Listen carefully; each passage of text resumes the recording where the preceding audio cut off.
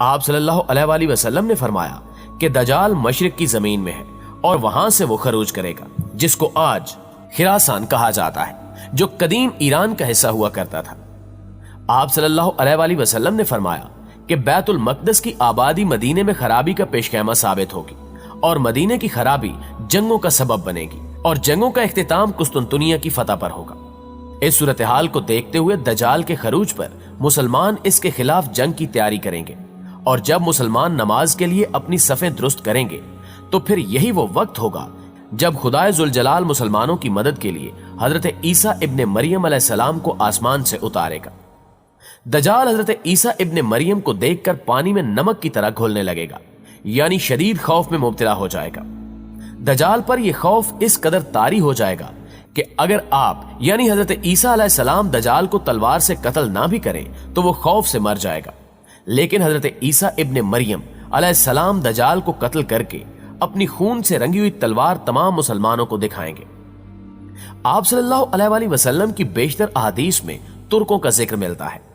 حضرت ابو ہریرہ رضی اللہ تعالیٰ عنہ کہتے ہیں کہ رسول اللہ صلی اللہ علیہ وآلہ وسلم نے ارشاد فرمایا کہ اس وقت تک قیامت قائم نہیں ہوگی جب تک تم ایسی قوم سے نہ لڑو گے جن کے جوتے بال کے ہوں گے، اور جب تک تم لوگ قوم ترک سے نہ لڑو گے جو چھوٹی چھوٹی آنکھوں والے، سرخ چہرے والے، چپٹی ناکوں والے ہوں گے۔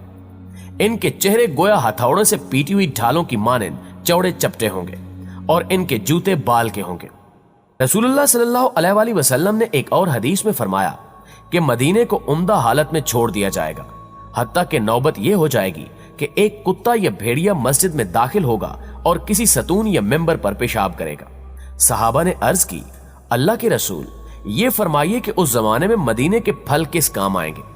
آپ صلی اللہ علیہ وآلہ وسلم نے فرمایا، پرندے اور درندے ان پھلوں کو کھائیں گے۔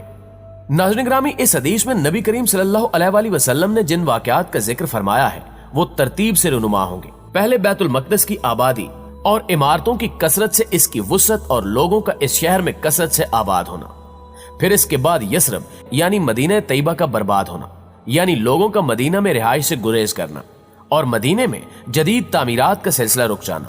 یہ تمام چیزیں آج مدینے میں ظاہر ہو رہی ہیں۔ لوگ بتدریج وہاں کم ہو رہے ہیں اور آبادی میں اضافے کا سلسلہ رک چکا ہے۔ مدینے کے باشندوں کی ایک بڑی تعداد آہستہ آہستہ وہاں سے دوسرے شہروں میں منتقل ہو رہی ہے۔ سیدنا ابو ہریرہ رضی اللہ تعالیٰ عنہ سے روایت ہے کہ رسول اللہ صلی اللہ علیہ وآلہ وسلم نے فرمایا، تم نے ایک شہر کے متعلق سنا ہے کہ اس کی ایک جانب خشکی ہے اور ایک جانب سمندر ہے؟ صحابہ نے کہا، ہاں اے اللہ کے رسول صلی اللہ علیہ وآلہ وسلم۔ آپ صلی اللہ علیہ وآلہ وسلم نے فرمایا، اس وقت تک قیامت قائم نہیں ہوگی جب تک بنو اسحاق کے 70,000 لوگ اس کو فتح نہ کر لیں۔ جب وہ وہاں پہنچ کر اتریں گے تو وہ کسی قسم کا اسلحہ استعمال نہیں کریں گے اور نہ تیر اندازی کریں گے۔ وہ کہیں گے لا الہ الا اللہ واللہ اکبر، تو اس شہر کی جانب کا ایک علاقہ فتح ہو جائے گا۔ ثور بن یزید کہتے ہیں، جہاں تک مجھے معلوم ہے آپ نے یہ فرمایا کہ سمندر والی جانب فتح ہو جائے گی۔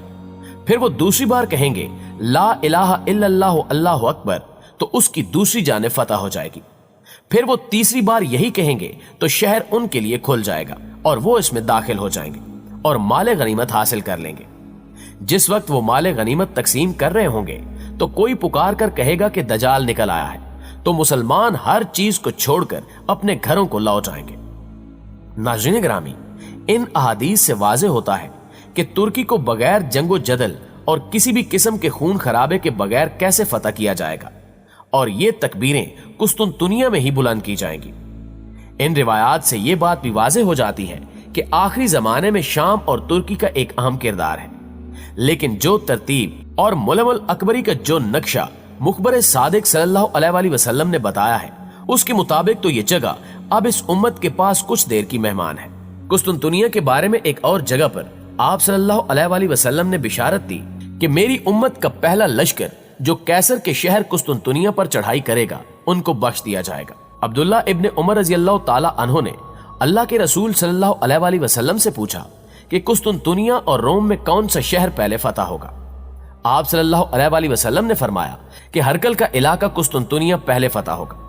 آپ سوچ رہے ہوں گے کہ یہ فتح تو سلطان محمد فاتح کی فتح کی صورت میں مسلمانوں کی قسمت میں آ چکی ہے، लेकिन अहादीस तो कुस्तुनतुनिया की एक बार फिर फतह की बशारत देती हैं।